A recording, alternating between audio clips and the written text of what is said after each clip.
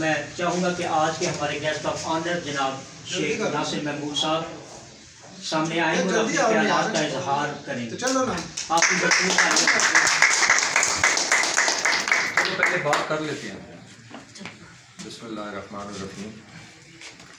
मैं सबसे पहले तो जनाब साजिद साहब का और अपनी नगीना बहन का और हमारे मास्टर साहिबान बैठे हुए हैं, हमारे लिए मजहबी रूहानी पेशवा बड़े काबिल एहतराम होते हैं। उसके बाद तारिक विलियम साहब, चौधरी जाज साहब, आमिर साहब और मेरे बहुत से यहाँ पे भाई दोस्त हैं। फ़र्दन मैं नाम लूँ तो काफ़ी टाइम उसमें गुजर जाएगा। मेरी आपसे गुजारिश है कि सबसे पहले तो मैं आपको मुबारकबाद देता हूँ कि आपने सही वक्त पे और सही पार्टी का आपने इंतखाब किया है। उसकी वजह ये है कि हमारे इस मुल्क को इस वक्त जो चैलेंजेस दरपेश हैं और जिन नामसाइब हालात से पाकिस्तान इस वक्त गुजर रहा है, और फिर उसके हालात के पेश नज़र मियाँ नवाज़ शरीफ ने, जो कि हमेशा मेरे लीडर हैं, मेरे कायद हैं, जो कि हमेशा अवाम की सियासत की और पाकिस्तान के 22 करोड़ अवाम की बात करते हैं।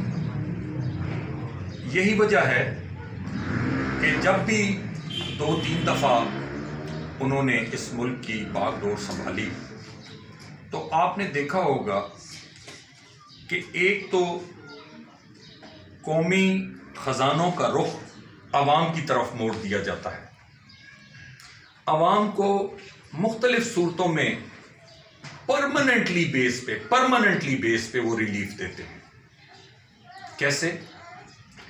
वो रिलीफ हेल्थ के सेक्टर में ऐसे नहीं देते थे कि सिर्फ चंद लोगों को मंजूर नज़र को, और जिनको सियासी लोग अपने चंद राइट और लेफ्ट के लोगों को वो चाहते थे और उनको कार्ड दे दिए जाएं या वो दिए जाएं। नहीं, उन्होंने हर उस बंदे की जिसको रात को 2 बजे हेल्थ के मामले में कोई इशू होता है तो वो डिस्ट्रिक्ट हॉस्पिटल में जाएगा, उसने वहाँ रिलीफ दिया।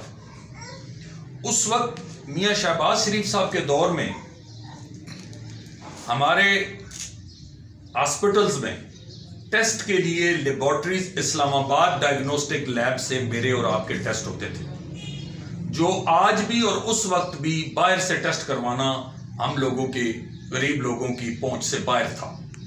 उस वक्त हमारे डिस्ट्रिक्ट हेडक्वार्टर हॉस्पिटल में और तहसील हेडक्वार्टर्स हॉस्पिटल्स में ये इस्लामाबाद डायग्नोस्टिक के टेस्ट हमारे किए जाते थे। इनके साथ उन्होंने कॉन्ट्रैक्ट किया था।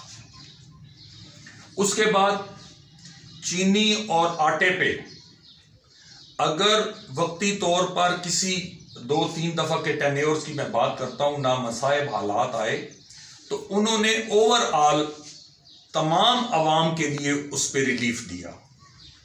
सब्सिडी दी तो सबके लिए दी, ये पिक एंड चूज वाली बात नहीं थी। उसकी वजह यह है कि वो जानते थे, उनको पता था कि अवाम तक रिलीफ कैसे पहुंचाया जाता है। देखें, ये हमें कोई रिलीफ देते हैं कोई भी, तो हम पे कोई एहसान नहीं है। ये किसी के बाप का पैसा नहीं है, ये वो पैसा है जो आप एक माचिस की डिबिया खरीदते हुए भी उस पर टैक्स अदा करते हैं, उस पर भी पड़ा हुआ होता है, वो जीएसटी की शक्ल में, किसी भी शक्ल में, इंडस्ट्री के जरिए होता हुआ। आप वो जाता आपकी जेब से। जो आपका बच्चा बिस्किट लेने बाजार से जाता है तो उस पे जो टैक्स पड़ा हुआ है वो सारा ये कलेक्शन है, किसी का हम पे कोई एहसान नहीं। लेकिन जो अवाम के लिए दिलों में दर्द रखते हैं, उनके दौर में ऐसा नहीं होता कि चीनी 120 रुपए किलो पे पहुंच जाती है और वज़ीर आज़म पाकिस्तान कहता है कि ये माफिया की वजह से हुआ। आटा जो है वो 32 रुपए से 80 रुपए किलो पे चला जाता है तो वो कहते हैं कि ये फलां माफिया की वजह से हुआ, और माफिया के जो लोग हैं वो वज़ीर आज़म की पार्टी में थे। तो कहने का मकसद ये है कि ये माफियास को नकेल डालना भी हाकम वक्त का काम होता है।